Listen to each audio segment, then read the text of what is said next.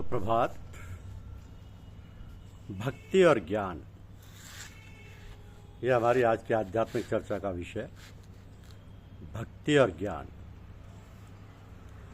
भक्ति करना सरल नहीं। जिससे भक्ति करनी है उसे संसार के सभी सुखों का मन से त्याग करना ही पड़ता है। संसार का कोई भी सुख जिसको अच्छा लगता है वो भक्ति क्या करता होगा। और शरीर और इंद्रियों का लाड़ करता है। शबरी जैसा दृढ़ भक्ति भाव जागृत हो तो भगवान कहेंगे मैं तेरी देखरेख करूँगा। भगवान जिसकी देखरेख करते हैं उसका मन हमेशा के लिए पवित्र रहता है। राम जी जिसकी देखरेख करते हैं वो इंद्रियों के अधीन नहीं होता। इंद्रियों का विषयों के साथ संयोग हो, उनमें आसक्ति हो तो विषयासक्ति जहर है। इस वासना रूपी जहर से राम जी बचाते हैं। प्रभु से बार बार कहना कि मेरी इंद्रियों में वासना रूपी विष नहीं आए। एक एक इंद्रिय का प्रभु के साथ प्रणय करोगे तो भक्ति में आनंद आएगा और विषय शक्ति से बच सकोगे। संसार के किसी भी जड़ पदार्थ में आसक्ति ही वैष्णव के लिए मृत्यु है। श्री राम श्री कृष्ण के सिवाय, परमात्मा के सिवाय किसी भी विषय में आसक्ति हो तो मनुष्य का पतन होता है। भक्ति मार्ग में विलासी लोग काम है तो भक्ति मार्ग को भी छिन्न भिन्न कर डालते हैं। भक्ति मार्ग की स्थापना करने वाले जितने आचार्य जगत में हुए उन सब में वैराग्य, ज्ञान और भक्ति परिपूर्ण है। और इसीलिए ही तो वे भक्ति संप्रदाय की स्थापना कर सके। तो भक्ति का अर्थ होता है भगवान में अनुराग। धीरे धीरे ऐसा हुआ कि शरीर सुख में और इंद्रिय सुख में अनुराग होने लगा। अब शरीर का सुख, इंद्रियों का सुख जिसको बहुत मीठा लगता है वो बराबर भक्ति नहीं कर सकता। कितने ही तो भक्ति का बहाना करके इंद्रियों को लाड़ करते हैं। मंदिर में तुम जाते हो ठाकुर जी के दर्शन करने, वहाँ कोई भी स्त्री आए, पुरुष आवे, उनका मुंह देखने की क्या आवश्यकता है। परंतु आँखों में रावण काम आकर बैठा है। इसलिए आँख श्री राम के दर्शन के लिए बहुत आतुर न होकर संसार के विषय में दौड़ते। कस्तूरी उगाड़ी रखोगे तो उड़ जाएगी। भक्ति बहुत जाहिर हो तो भक्ति भी उड़ जाती है। लोग बहुत मान देते हैं। इससे भक्ति को लगता है कि मैं कुछ हूँ। इससे भक्त को लगता है कि मैं कुछ हूँ। साधक को सावधान रहने की बहुत ज़रूरत है। जिसको बहुत मान मिले उसमें अभिमान आता है। मैं आया कि भक्ति में उपेक्षा आई। भक्त पीछे ऐसा मानने लगता है कि भक्ति हो तो ठीक है, ना हो तो भी ठीक है, मैं तो मन से भक्ति करता हूँ। ऐसा ना करो। भक्ति अलौकिक धर्म है, इसको गुप्त रखो। भक्ति जगत को दिखाने के लिए नहीं है। भक्ति तो मालिक को राजी करने के लिए है। सेवा जगत को दिखाने के लिए ना करो, भगवान को राजी करने के लिए करो। सत्कर्म को जाहिर करने से पुण्य का विनाश होता है।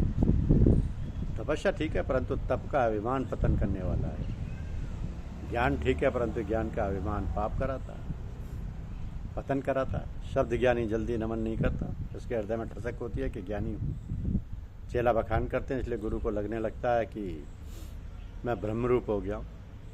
बहुत से लोगों के द्वारा सम्मान देने के कारण मनुष्य मान भूल जाता है। इसके उपरांत सेवा स्मरण में उपेक्षा जग जाती है और अभिमान किसी को झुकने नहीं देता। तो विनय जहाँ होती है वहीं समस्त सद्गुण आते हैं और अभिमान होता है वहीं समस्त दुर्गुण आते हैं। अभिमान पतन कराता है, अहमता ममता होती है, बातक ज्ञान नहीं पड़ता। ज्ञानियों को विघ्न करने वाला अभिमान है। अभिमान के मूल में क्रोध है। तप में विघ्न करने वाला है क्रोध ही।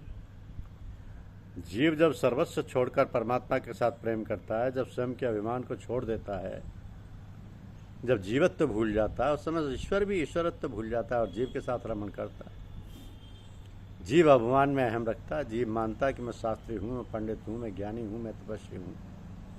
तो भगवान उससे कहते हैं कि मैं तेरा दादा लगता हूँ। तुझे यदि मेरी परवाह नहीं है तो मुझे तेरी क्या परवाह है। जीव अहंता ममता ना छोड़े तब तक भगवान मिलते नहीं। जीव मैंपन अर्थात अभिमान ना छोड़े तब तक उसे भगवत दर्शन होते ही नहीं। जब तक अहंकार है तब तक भगवान आते ही नहीं। जहाँ अहंकार है वहाँ हरि नहीं और जहाँ हरि है वहाँ अहंकार नहीं। तो ज्ञानी लोग मानते हैं कि परमात्मा निर्गुण निर्विकार है। वे कुछ खाते नहीं।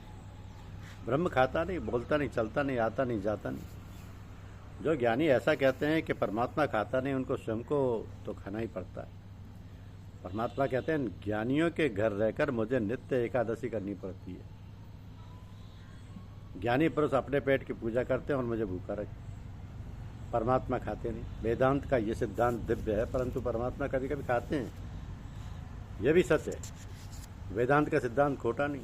ईश्वर नित्य तृप्त है, ईश्वर नित्य आनंद स्वरूप है, परंतु आनंद में भगवान को भी भक्त का प्रेम देखकर खाने की इच्छा होती है। भागवत का ये सिद्धांत भी सच्चा है। ईश्वर तृप्त है, परंतु किसी भक्त के द्वारा या भक्त के हृदय में अत्यंत प्रेम उभरे, उस समय निष्काम भी सकाम बन जाते हैं। उसी समय भगवान आरोग्य हैं। परमात्मा श्री राम सर्वतंत्र स्वरूप होने पर भी प्रेम परतंत्र है। जीव परमात्मा को परिपूर्ण प्रेम देता नहीं, इसलिए परमात्मा उससे उनसे दूर रहता है। परमात्मा पूरा 16 आने प्रेम मांगता है। प्रेम परमात्मा को परतंत्र बनाता है। परमात्मा को प्रसन्न करने के लिए बहुत पैसा कमाने की आवश्यकता नहीं है। शरीर बल, बुद्धि बल, ज्ञान बल, द्रव्य बल, इन सबकी अपेक्षा प्रेम बल अति श्रेष्ठ है। तो परमा के साथ प्रेम करो, परमात्मा के साथ। द्रव्य बल अथवा ज्ञान बल से परमात्मा को जीत नहीं सकते, परमात्मा को प्रेम बल से जीत सकते। परमात्मा के साथ प्रेम करना हो तो जगत के पदार्थों के साथ का प्रेम छोड़ना पड़ेगा। परमात्मा के साथ प्रेम तब होता है जब जीव जगत के पदार्थों के साथ का प्रेम छोड़ता है। परमात्मा को प्रसन्न करने के लिए शुद्ध प्रेम की आवश्यकता है। ज्ञान इत्यादि की महानता ओछी है, शब्द ज्ञान की आवश्यकता ही नहीं। शब्द ज्ञान अनेक बार भक्ति में विघ्न करता है। बहुत पढ़ने से क्या प्रभु प्रसन्न होते हैं? जिनमें बहुत ज्ञान होता है उनको कपट करने में अथवा दूसरों को धोखा देने में तनिक भी भय लगता नहीं। और विद्वान तो ठाकुर जी को भी धोखा देते हैं। विद्वान लोग चर्चा बहुत करते हैं, एक शब्द के अनेक अर्थ करते हैं। बहुत से विद्वान बहुत तर्क कुतर्क करते हैं, तो फिर भगवान की सेवा स्मरण बराबर कर सकते नहीं, कर ही नहीं सकते। आरंभ में तो श्रद्धा रखकर सेवा स्मरण किए बिना चलता ही नहीं। व्यवहार में भी अंधश्रद्धा रखनी पड़ती है। डॉक्टर में अनेक रोगी बिगड़ जाते हैं डॉक्टर से, फिर भी ठीक करेगा, ऐसी श्रद्धा रखनी पड़ती है। डॉक्टर से कहो कि पहले चमत्कार बताओ तब दवा लेंगे, तो वो बता सकेगा नहीं, वो तो नहीं बताएगा। डॉक्टर में विश्वास ना रखो तो डॉक्टर दवा देता ही नहीं। दवा पेट में गए बिना रोग सही होता नहीं। तो व्यवहार में जिस प्रकार श्रद्धा रखना पड़ती है उसी प्रकार परमार्थ में भी रखनी पड़ती है। बहुत पढ़े लिखे लोग, मनुष्य में एक मोटा दोष आ जाता है। तो बहुत विद्वान होता है, वो चमत्कार के बिना नमस्कार को नहीं करता।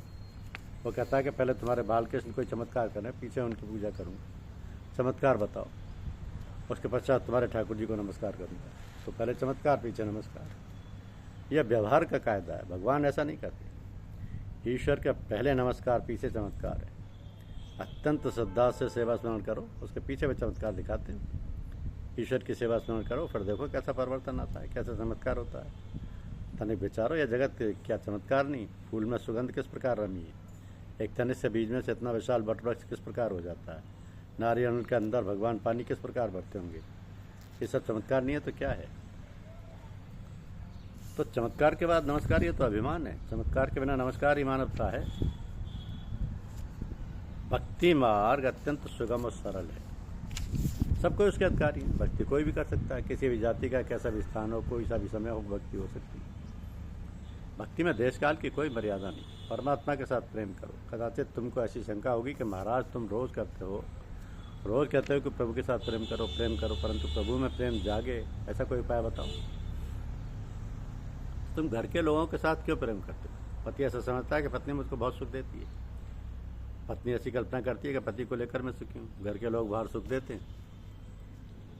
ऐसा समझने से प्रेम होता।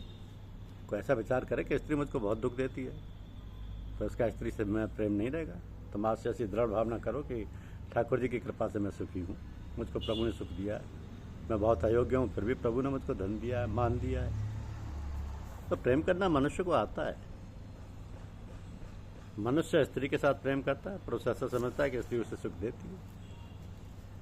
कोई स्त्री अथवा पुरुष सुख दे सकता नहीं, दे ही नहीं सकता। कारण कि सुख की चाहना तो सभी को होती है। मनुष्य का ऐसा स्वभाव है कि स्वयं उसको जिस वस्तु की आवश्यकता होती है वह दूसरों को नहीं देता। किसी समय तो स्त्री दुख का कारण बन जाती है, पति के साथ कपट करती है, पति का अपमान करती है। यह ऐसा समय कि पत्नी पति का तिरस्कार करे तो भी उसे पत्नी प्रिय लगती है। तो पत्नी के साथ वो प्रेम करना चाहता है। मनुष्य का प्रेम अनेक स्थानों पर बिखरा हुआ है, कई खंडों में बटा हुआ है। मनुष्य का प्रेम कपड़ों में है, स्त्री में है, पैसे में है, घर में है। अनेक स्थानों पर बिखरे हुए प्रेम को एकत्रित करके उसे प्रभु को अर्पण कर दो। जगत का तिरस्कार ना करो, परंतु जगत बहुत प्रेम करने लायक भी नहीं है, ये याद रखो। तुम जिस जीव के साथ अधिक प्रेम करोगे वही तुम्हारे दुख का कारण बन जाएगा।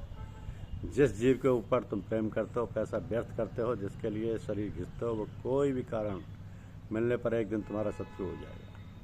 मनुष्य बहुत प्रेम करने लायक नहीं, जीव कब धोखा दे देगा नहीं कहा जा सकता। प्रेम करना केवल प्रभु से करो, ईश्वर से करो, अपनी भक्ति सब ईश्वर से करो। धन्यवाद।